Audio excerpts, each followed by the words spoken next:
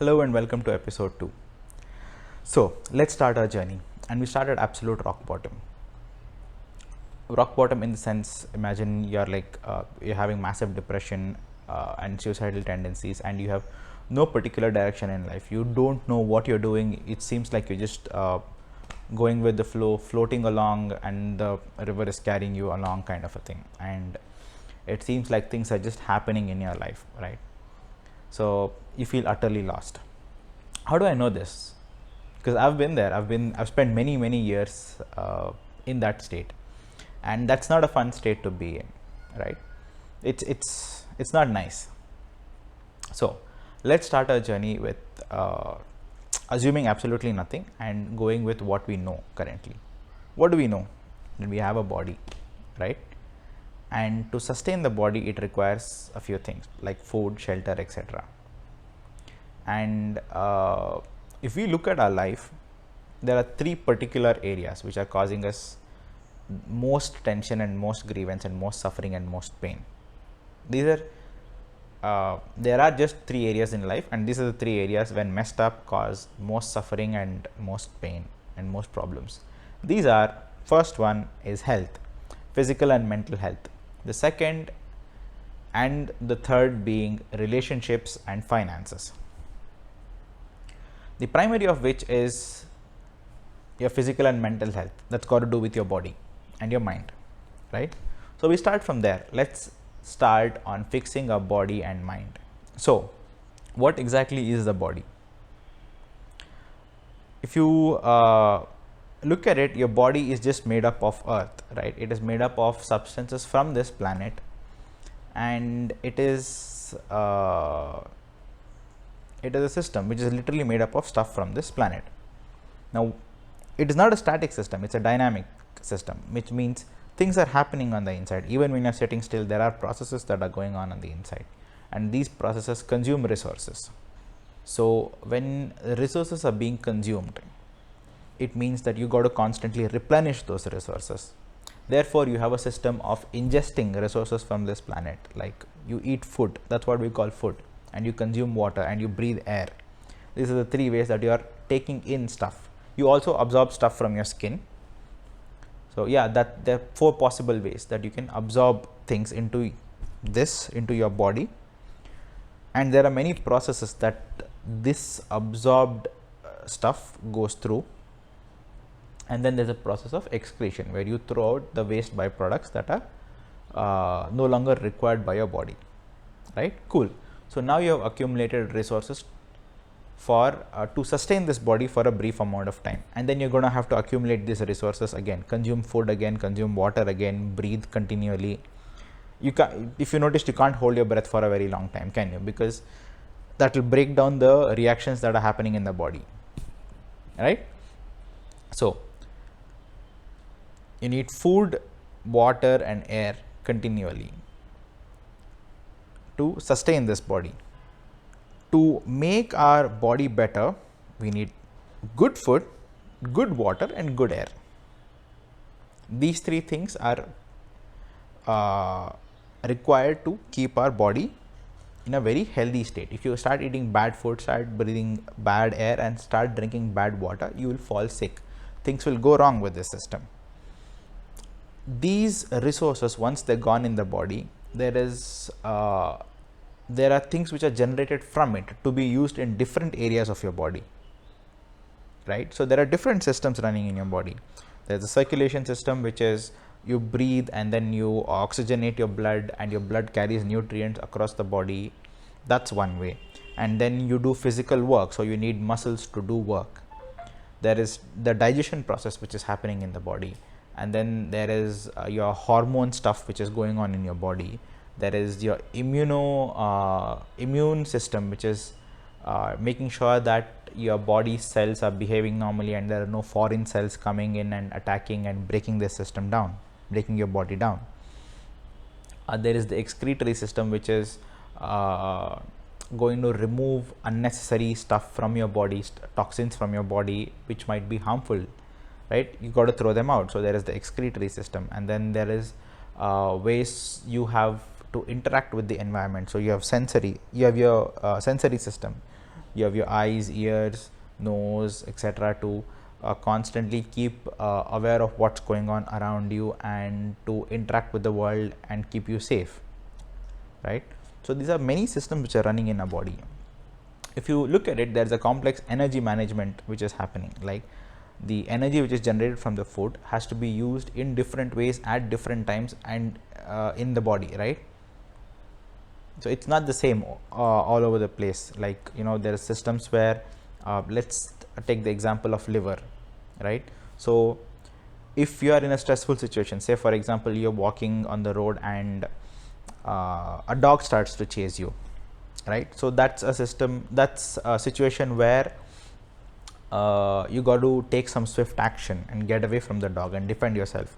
So your liver pumps your blood full of sugar, and there is lots of hormones like stress hormones like adrenaline which rush across your body, and it makes your reaction times faster. It makes you like run very fast. It increases your breathing rate so that you carry more oxygen and get more work done. This is all automatic. This happens instantaneously. So these are set systems in our body, right?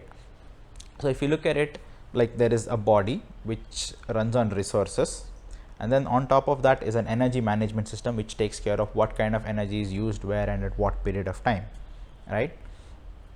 Now if you've noticed, the way you use energy, like the way I use my energy is different from the way somebody else uses their energy, right?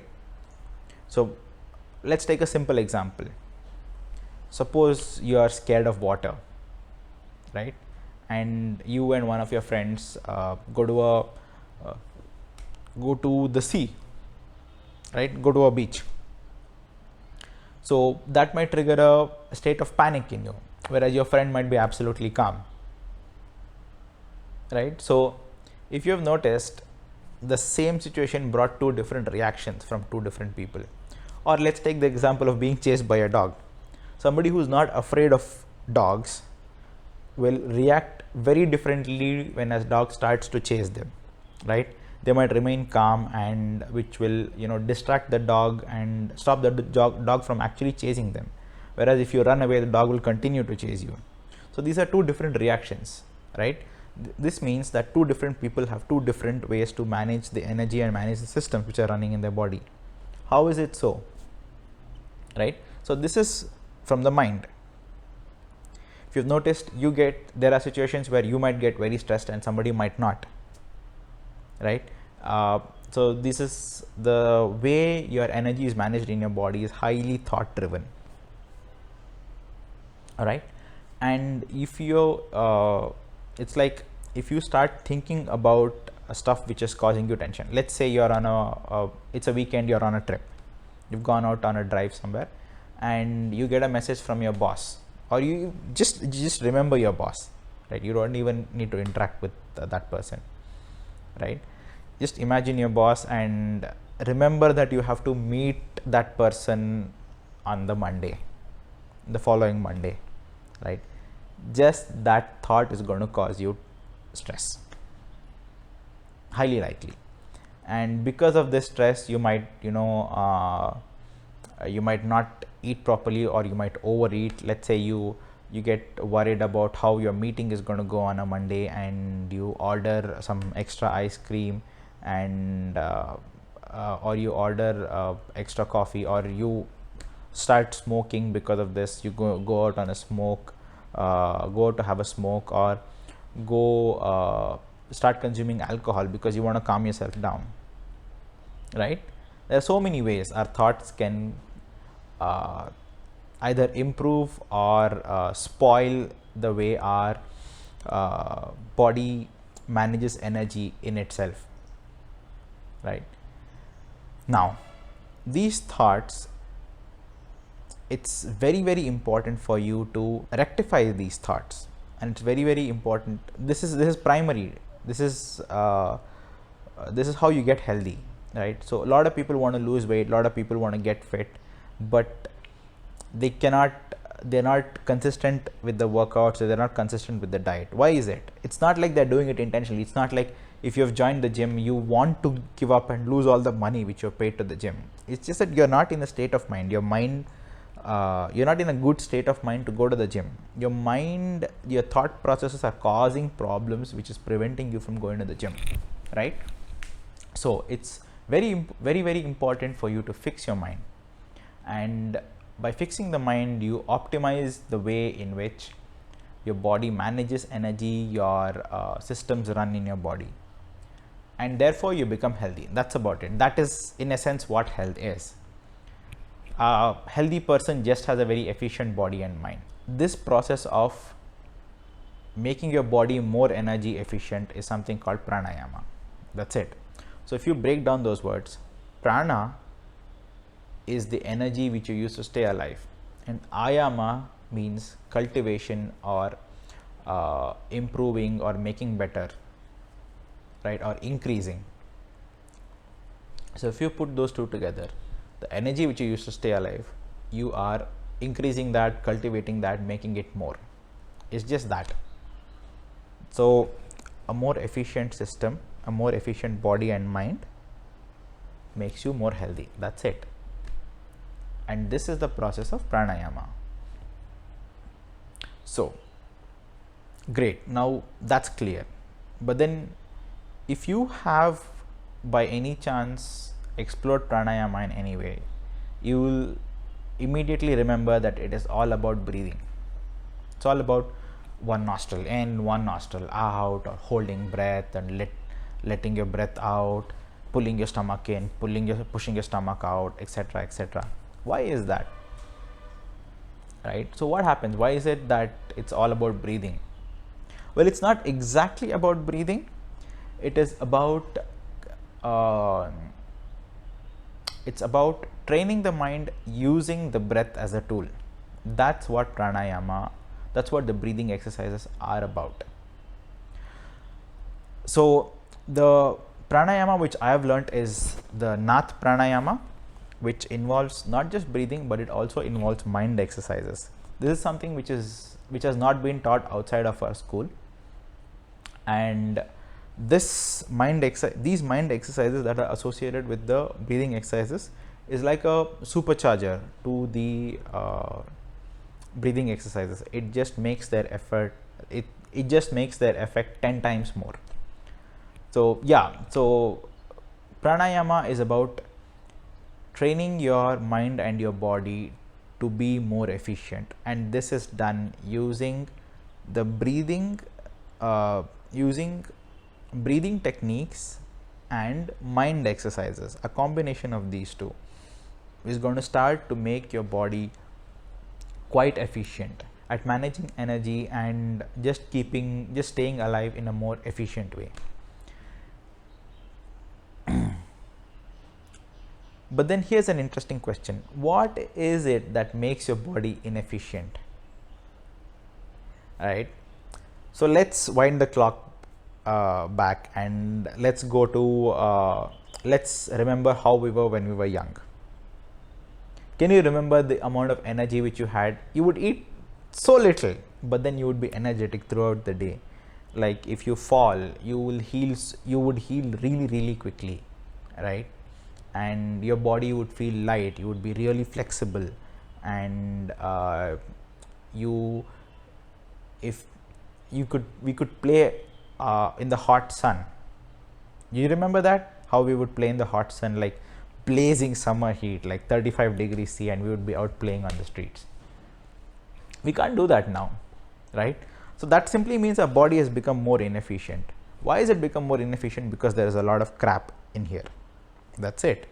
And this is interfering with all of this. How many of you have developed neck pain, back pain, shoulder pain, leg pain, calf cramps,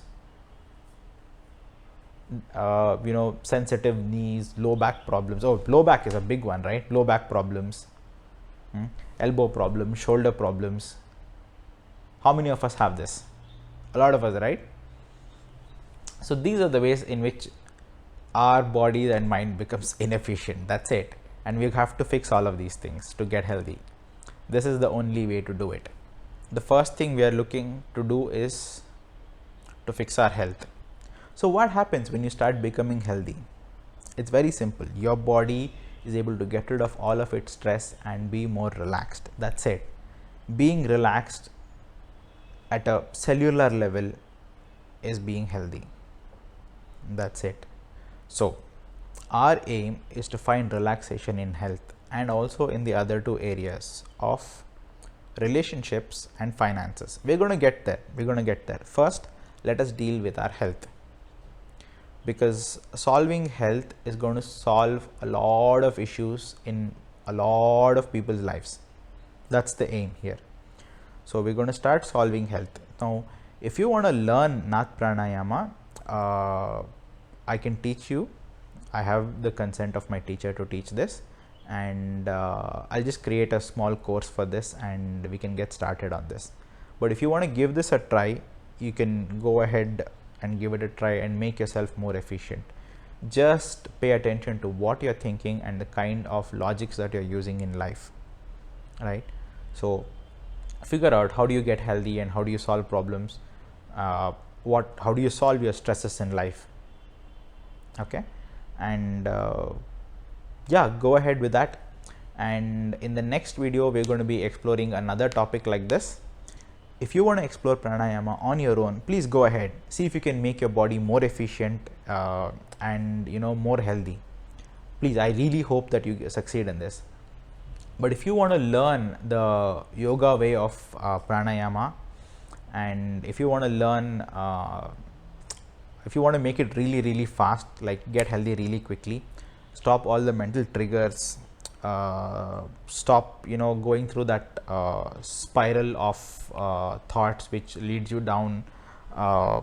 It's a very slippery slope, and then you'll go out for a smoke break, or you'll go out for a drink, or you'll order some fatty food like a cheese burst, Domino's cheese burst pizza or something like that.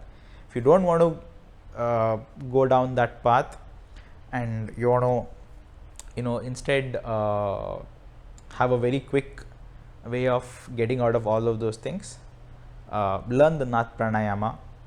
You can contact me to learn Nath Pranayama, but if you want to give this a try on your own, please go ahead, and I'll see you in the next video. Take care. Bye bye.